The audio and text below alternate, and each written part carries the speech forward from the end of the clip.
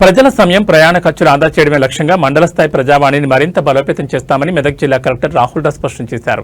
నిజాంపేట్ మండల కేంద్రంలో నిర్వహించిన ప్రజావాణి కార్యక్రమంలో ఆయన స్వయంగా పాల్గొని ప్రజల నుంచి అర్జీలు స్వీకరించారు. జిల్లా కార్యాలయాల చుట్టూ తిరగాల్సిన అవసరం లేకుండా మండల స్థాయిలోనే సమస్యలు పరిష్కారం అవ్వాలని అధికారులను ఆదేశించారు. వచ్చిన దరఖాస్తులలో భూ సమస్యలు అధికంగా ఉన్నాయని, వాటిని త్వరితగతిన పరిష్కరించాలని, పరిష్కారం కాని వాటిపై రాతపూర్వక సమాధానం ఇవ్వాలని సూచించారు. ప్రతి దరఖాస్తును ఆన్లైన్ చేసి వారం రోజుల్లో పరిష్కారం చూపేలా చర్యలు చేపట్టాలన్నారు. అనంతరం నిజాంపేట్ తహసీల్దార్ కార్యాలయం నిర్మాణం కోసం కేటాయించిన స్థలాన్ని కలెక్టర్ పరిశీలించారు. స్థలాన్ని ఆక్రమణకు గురికాకుండా చూడాలని అధికారులను హెచ్చరించారు. ఈ కార్యక్రమంలో తహసీల్దార్ శ్రీనివాస్, ఎంపీడీఓ రాజారెడ్డి, ఇతర మండల స్థాయి అధికారులు పాల్గొన్నారు.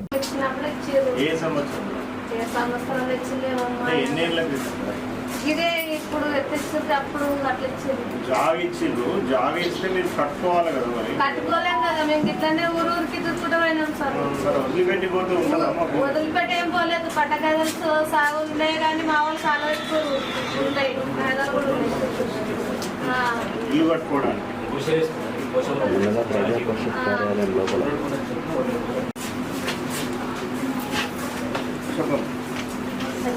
మన బడికిందా చేతిలో వాళ్ళు చేసిన సార్ కొన్ని బిల్లులు వచ్చినాయి.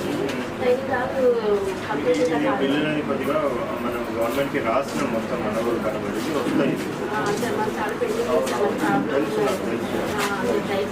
చేయండి సార్.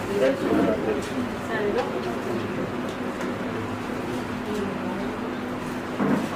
ఇదే కాదు, ఇది కూడా ప్రాబ్లం.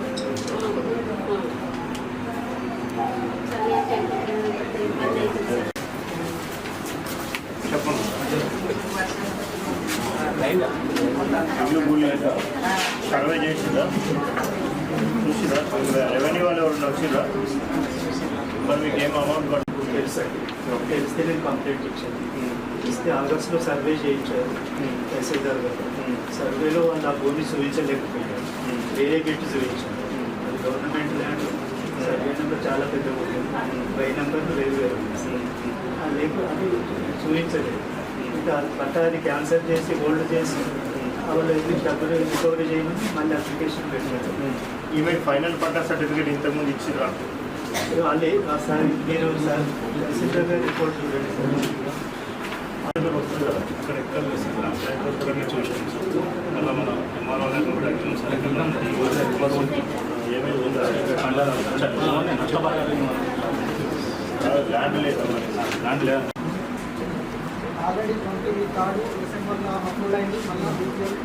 ఇవన్నీ కూడా పంపించినప్పుడు నేను ఒకసారి ఎండి గారితో కూడా మాట్లాడతాను.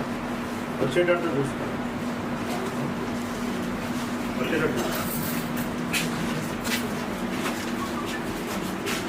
చెప్పండి.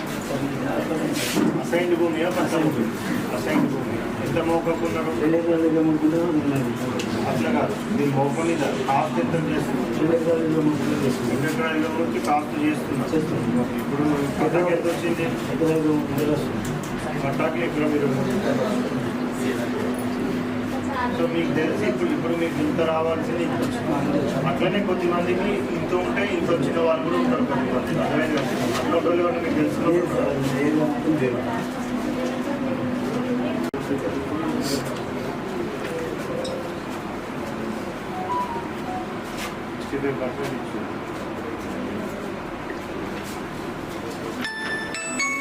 ఇంతకుముందు ఎప్పుడైనా వచ్చిందా పెన్షన్? ఇంతకుముందు ఎప్పుడు సార్ సీలింగ్లో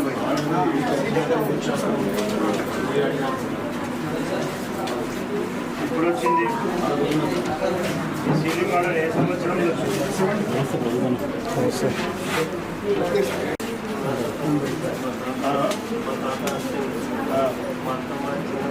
ఇప్పుడు ఎవరి పేరు మీద ఉంది?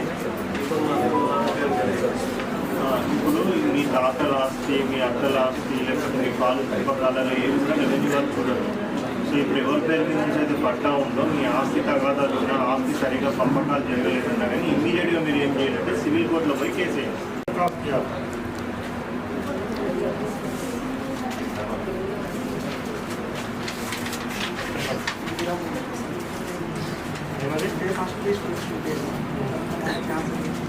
ఎందుకు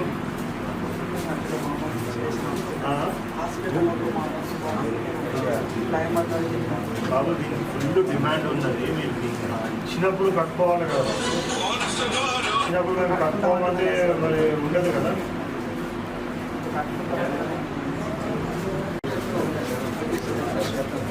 ఎందుకు ప్రోహిబిట్లో కట్టదు?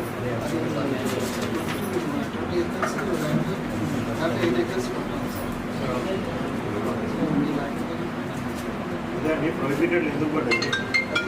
పూరం గోపం అని వస్తుంది.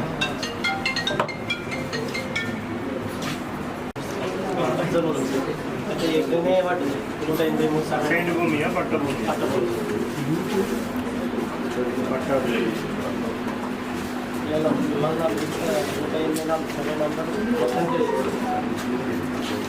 సర్వే నెంబర్ మిస్ అయింది.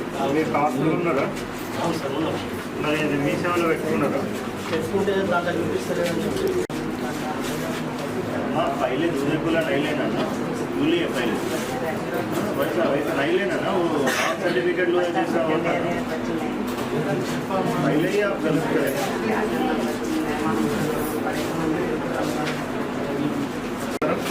ఎస్పెషల్లీ ప్రజావాణి మనం ప్రజల వద్దకే పాలన అనేసి చెప్తూ ఉంటాం. సో చాలామంది మరి దూర ప్రాంతాల నుంచి కూడా మన మెదక్ కలెక్టరేట్ వరకు వాళ్ళు వచ్చి వాళ్ళ సమస్యలు చెప్పుకొని సో వాళ్ళ ట్రాన్స్పోర్టేషన్ ఛార్జీలు కానివ్వండి, టైం కానివ్వండి, ఇవన్నీ కూడా చాలా వేస్ట్ అవుతూ ఉంటాయి. సో అందుకని మనం ఏం స్టార్ట్ చేస్తామంటే జిల్లా వ్యాప్తంగా కూడా మండలనే ప్రజావాణి పెట్టాలనేసి కూడా మనం స్టార్ట్ చేయడం జరిగింది. సో కొన్ని మండలాలలో మంచి స్పందన వస్తుంది, కొన్ని మండలాల్లో ఇంకా కూడా స్పందన ఇంకా రావాల్సిన అవసరం ఉంది. మరి దాన్ని ఇంకా బలోపేతం చేయడానికి మరి నెక్స్ట్ వీక్ నుంచి ప్రతి మండలంలో కూడా ఒక డిస్ట్రిక్ట్ లెవెల్ ఆఫీసర్ని పంపించడం జరుగుతుంది. ఆ డిస్ట్రిక్ట్ లెవెల్ ఆఫీసర్ నేతృత్వంలో మరి ఎంఆర్ఓ, ఎంపీడీఓ, అదేవిధంగా ఇతర అధికారులందరూ కూడా మండల్ లెవెల్లోనే అందుబాటులో ఉంటారు.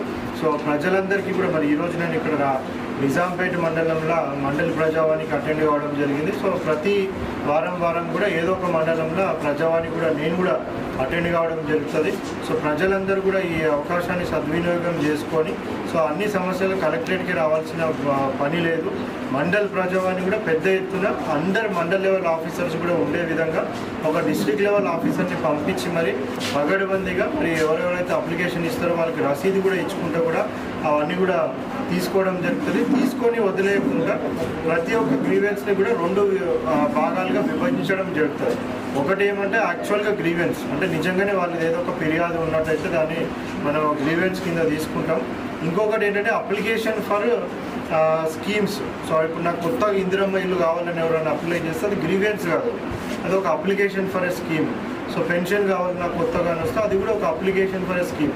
సో ఆ గ్రీవెన్సెస్ అన్ని స్కీమ్స్కి అప్లికేషన్స్ అన్నీ అని కూడా వాటిని సెగ్రిగేట్ చేసి గ్రీవెన్సెస్కి ప్రిఫరెన్స్ ఇచ్చి ఆ గ్రీవెన్సెస్ అన్నీ కూడా మరి ఒక 2-3 వారాల లోపలనే అవన్నీ పరిష్కారం అయ్యే విధంగా ఫాలోఅప్ చేసి చూసుకోవడము.